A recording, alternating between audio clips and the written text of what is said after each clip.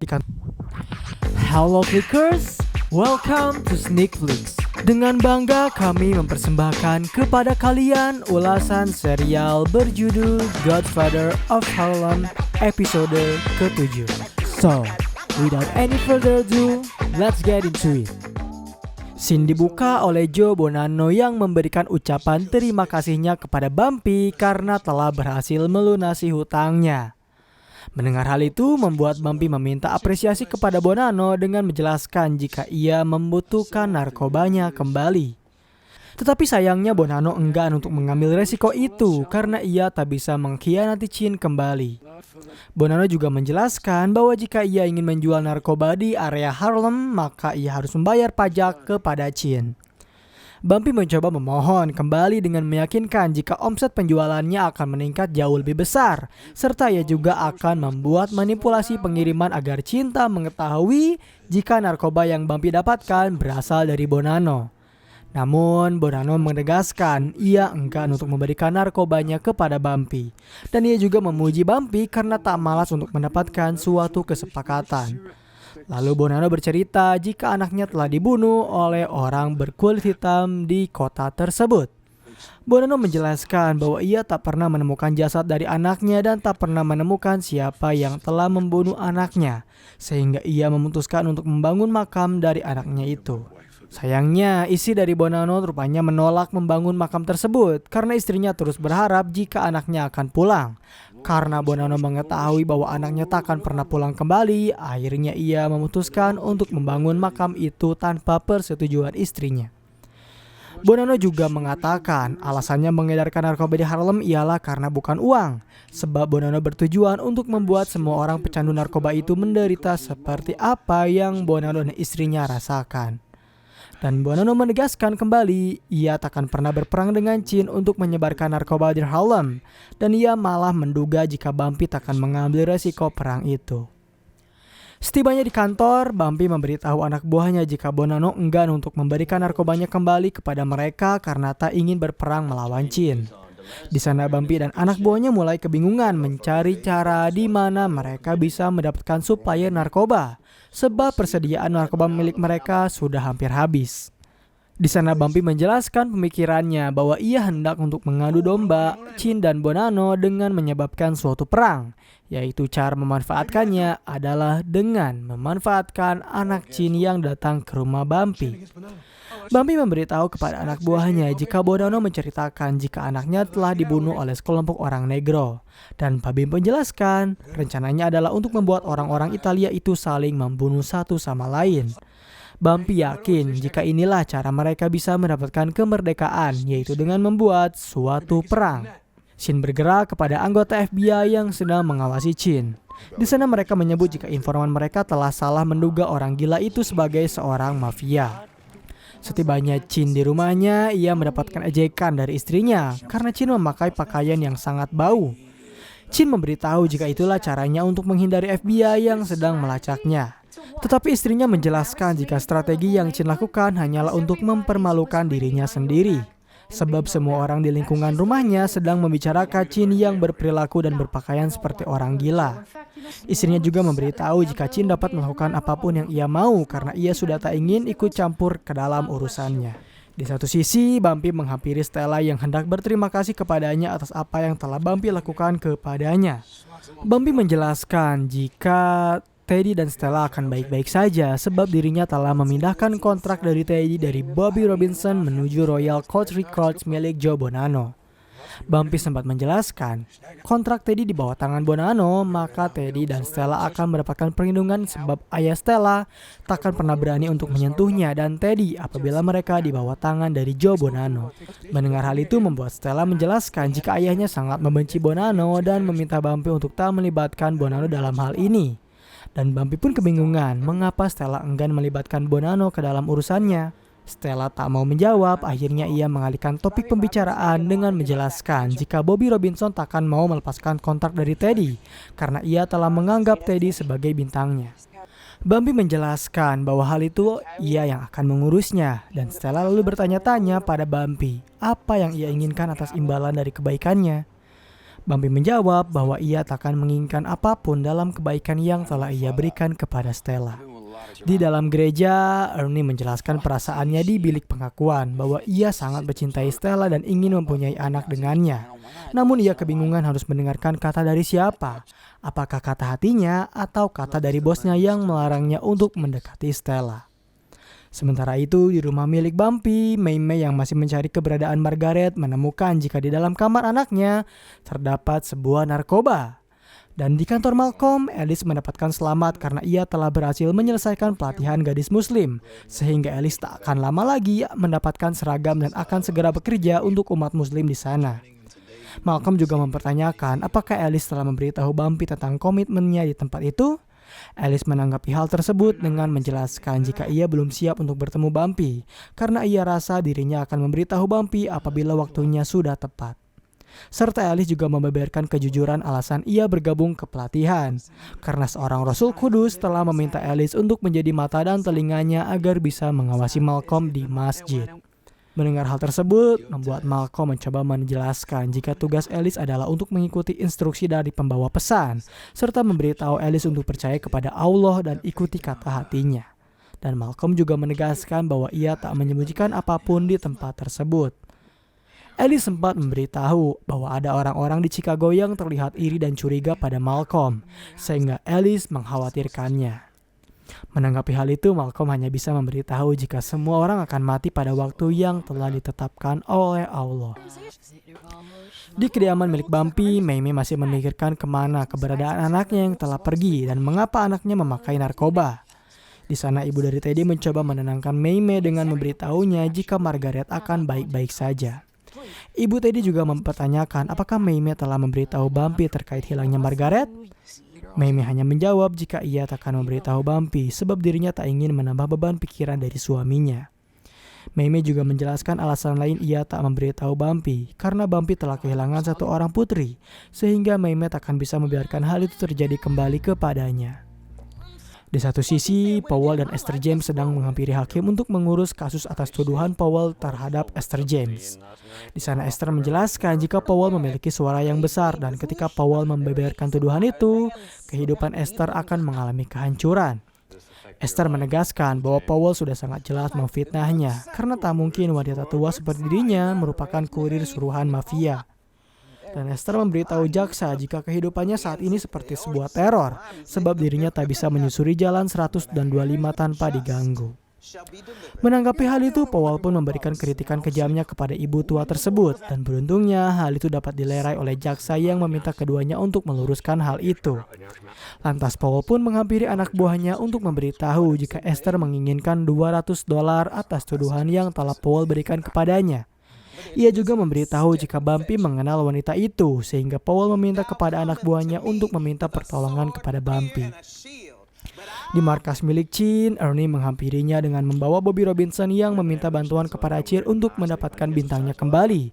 Sebab Teddy yang merupakan teman dari Stella Gigante telah dipaksa oleh orang Italia untuk mendatangi kontrak dengan Royal Records. Di sana Bobby menjelaskan jika apabila Chin berhasil mendapatkan Teddy kembali ke studio rekamannya, maka Bobby akan memberikan persenan penghasilannya kepada Chin.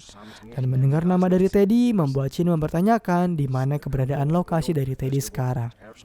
Bobby memberitahu jika ia belum bisa menghubungi Teddy kembali serta menyarankan Chin untuk bertanya hal itu kepada putrinya. Lalu Chin memberitahu Bobby jika ia akan segera menghubunginya untuk memberikan kabar terbaru atas Teddy. Setelah Bobby meninggalkan mereka, rekan dari Chin menjelaskan jika Royal Record adalah milik Joe Bonanno. Ia juga berasumsi jika mungkin saja Joe Bonanno mencoba mengekspos jika putri Chin telah meniduri orang kulit hitam, yang membuat Chin langsung memberikan perintah kepada Ernie untuk tak pulang ke markas mereka sebelum membuat Teddy Green mati. Di markas Bumpy, Bobby berhasil mendapatkan bagiannya karena telah berani berbohong kepada Chin. Bobby juga menjelaskan jika ia butuh keberanian untuk berbohong langsung di hadapan Chin dan ia juga tak ingin untuk bertemu dengannya kembali. Bumpy menegaskan Chin tak akan pernah berani menyentuh Bobby sebab Bumpy sendirilah yang akan melindunginya dari serangan Chin, yang membuat Bobby mempertanyakan apakah ia harus memberitahu Teddy atas perpindahan kontraknya. Bumpy menegaskan bahwa ia belum sempat untuk memindahkan Teddy sebab ia harus membicarakan hal itu terlebih dahulu kepada Joe Bonanno.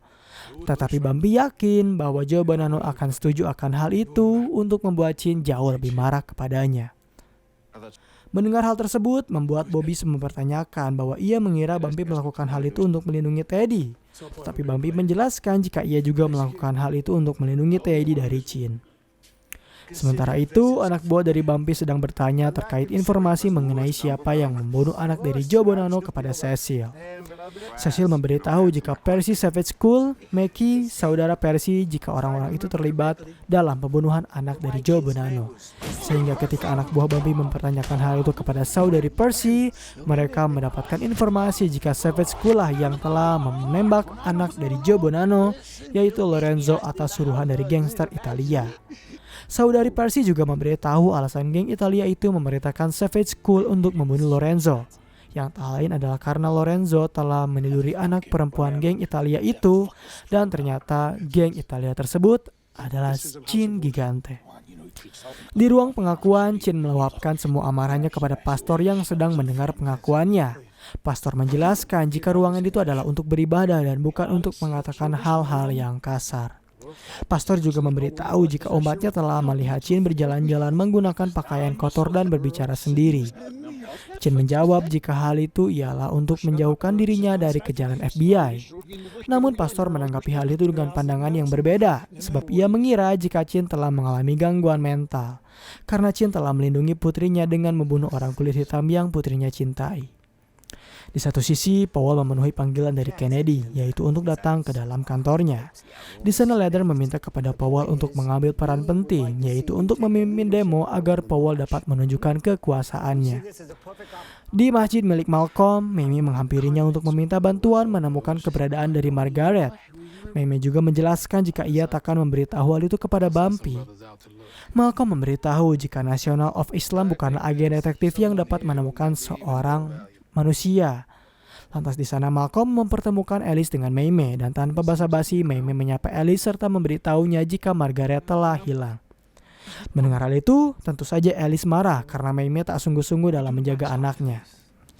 Beruntung saat itu Malcolm berhasil menenangkan Alice dan memberitahu Mamie jika Alice tahu perjalanan. Dan Malcolm juga berpikir jika akan lebih baik apabila mereka mencari keberadaan dari Margaret bersama-sama. Lantas mereka pun pergi mencari Margaret bersama-sama.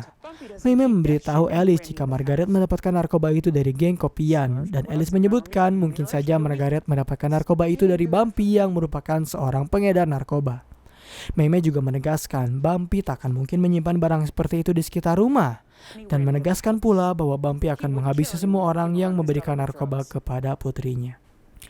Di kantor milik Powell, Esther James datang menghampiri bersama Bumpy. Di sana mereka mulai bernegosiasi untuk menghentikan tuduhan tersebut. Esther dan Bumpy pun mulai menyebutkan harga atas diturunkannya kasus itu, yaitu $125. Tetapi Powell menolak saran dari Bumpy dan Esther karena menurutnya uang tersebut tak sepadan. Hingga akhirnya Esther menegaskan harga akhir jika ia akan menurunkan kasus itu apabila Powell memberikannya $200. Tetapi lagi dan lagi, Powell masih enggan untuk memberikan sepeser pun uang demi Esther. Serta ia juga memutuskan untuk mengakhiri pertemuan itu. Di saat Malcolm sedang menyiarkan radio, di sana ia menyebut jika orang yang mulai memimpin demo itu adalah wanita berkulit hitam dari ghetto. Tak lama kemudian, Powell menghampirinya untuk memberitahu Malcolm jika Presiden Kennedy memintanya untuk berpartisipasi untuk melerai demo tersebut. Di sebuah toko, Bobby kembali meyakinkan Teddy jika pilihan yang dibuat Bumpy dengan memindahkan kontrak label dari Bobby ke Joe Bonanno adalah hal yang benar, karena Bumpy berniat untuk melindungi Teddy dari ancaman Chin. Lalu tak lama kemudian, Ernie menghampiri Bobby untuk memberitahunya jika Chin memintanya untuk membawa Teddy kembali ke label Bobby. Ernie juga meminta Bobby untuk mempertemukannya dengan Teddy. Lantas Teddy dengan segera menghampiri mereka dengan menodongkan pistolnya kepada Ernie.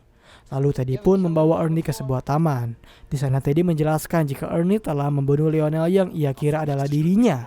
Dan Teddy pun menjelaskan ancamannya jika Bumpy memindahkan labelnya dari Chin ke Joe Bonanno ialah untuk menjauhkan dirinya dari ancaman Chin. Teddy juga menegaskan kepada Ernie untuk tak mendekati pacarnya lagi. Di kantor milik Bumpy, rekan darinya memberitahu Bumpy bahwa perang yang akan ia buat akan menyebabkan perang antara keluarga dan akan menyebabkan orang tak bersalah mati. Ia juga menasihati Bumpy jika perang yang akan ia lakukan tak akan berujung dengan baik. Sementara itu di kantor Powell, di sana ia memberikan arahannya sebagai anggota Kongres, yaitu dengan memecat orang kulit putih yang bekerja di sana. Sebab demo ini akan dilakukan oleh orang berkulit hitam kepada orang berkulit putih. Melihat tindakan Powell membuat Kennedy angkat tangan jika ia tak setuju dengan yang Powell lakukan. Kennedy juga menjelaskan jika presiden dan komite yang lain telah setuju untuk mengeluarkan Powell dari Kongres ini. Serta Kennedy memberitahu jika alasan lain presiden mengeluarkan Powell adalah karena tuntutan yang diberikan kepada Esther James membuat Powell menjadi toksik. Pada malam harinya, Bumpy menghampiri toko milik Chin untuk mengambil jasad anak dari Joe Bonanno. Namun sayangnya Chin telah terlebih dahulu memindahkan jasad itu. Keesokan harinya, Alice membawa Mei Mei ke tempat yang biasanya menjual narkoba. Di sana Alice memberitahu jika dirinya telah bersih dari narkoba selama 4 bulan kurang. Dan mendengar hal itu membuat Mei Mei memberikan maafnya karena telah memberikan Alice uang $100 untuk membeli narkoba di malam Alice hendak menemui Margaret. Alice menjelaskan jika Allah mengajari mereka untuk mengampuni sesama manusia. Ketika mereka memasuki tempat tersebut, mereka bertemu dengan sekelompok pengedar. Awalnya Alice sempat diajak oleh sekelompok pengedar itu. Tetapi ketika Mei Mei memberitahukan dirinya, tiba-tiba saja semua pengedar itu meminta maaf dan memberitahukan informasi yang ditanyakan kepada mereka. Pengedar itu memberitahu jika Ronnie Gaze telah menyimpan sepaket narkoba di tas orang gadis dan melarikan diri dari kejaran polisi. Di kantor Bumpy, ia mulai menanyakan tentang Lorenzo Bonanno kepada Stella. Bumpy pun memberikan duga-dugaannya kepada Stella serta memberikan pembenaran jika Chin adalah monster yang telah Stella lindungi. Bumpy juga menegaskan Chin akan melakukan apapun untuk menjauhkan orang yang mengencani Stella. Dan mendengar hal itu membuat Stella memberitahu jika ia dan Lorenzo sempat berpacaran. Tetapi tak lama dari pacaran mereka, Lorenzo tiba-tiba hilang tanpa bisa ditemukan jasadnya. Bumpy pun memberitahu jika apabila Stella ingin melindungi Teddy dari Chin, maka Stella harus melakukan apapun yang Bumpy perintahkan. Setibanya Ernie di markas milik Chin, ia mendapatkan kelonggaran dari bosnya karena mulai saat ini Chin sudah muak dengan Stella. Chin juga menjelaskan bahwa ia juga sudah muak dengan Bumpy Johnson dan meminta kepada Ernie untuk melakukan sesuatu untuknya. Di malam yang sama, Bumpy rupanya menemui Joe Bonanno untuk memberitahunya jika Bumpy berhasil menemukan orang yang telah membunuh Lorenzo, yaitu Chin Gigante yang menyuruh 2 orang kulit hitam untuk membunuh anaknya. Bumpy juga membawa Stella untuk memberikan penjelasan langsung kepada Joe Bonanno bagaimana Lorenzo Bonanno bisa meninggal. Di satu sisi, Malcolm mempertanyakan ada hal apa sampai membuat Powell mengunjungi dirinya. Powell mempertanyakan apakah Malcolm memiliki waktu kosong pada tanggal 28 Agustus sebab Malcolm ingin membawa dirinya pergi ke Washington. Saat ini Joe Bonanno akhirnya memulai pergerakan perangnya dengan menyergap anak buah dari Chin satu persatu. Dan scene terakhir di episode kali ini adalah Bumpy yang membawa Margaret untuk diberikan kembali kepada Mei Mei. Bumpy memberitahu jika Margaret bersembunyi di dalam kantornya dan ketika melihat Alice di sana membuat Bumpy mempertanyakan apa pakaian yang Alice gunakan.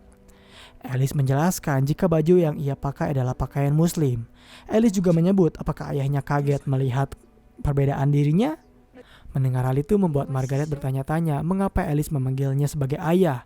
Apakah Alice adalah saudarinya? Ketika Bumpy hendak memegang tangan dari Alice, Ernie dengan pakaian hitamnya lari dengan begitu saja sambil menembakkan senjatanya kepada Bumpy sehingga hal itu membuat Bumpy langsung terkapar di tanah. Dan pembahasan mengenai Godfather of Harlem episode ke-7 pun berakhir di sini. Bagaimana tanggapan kalian dengan garapan series terbaru kami?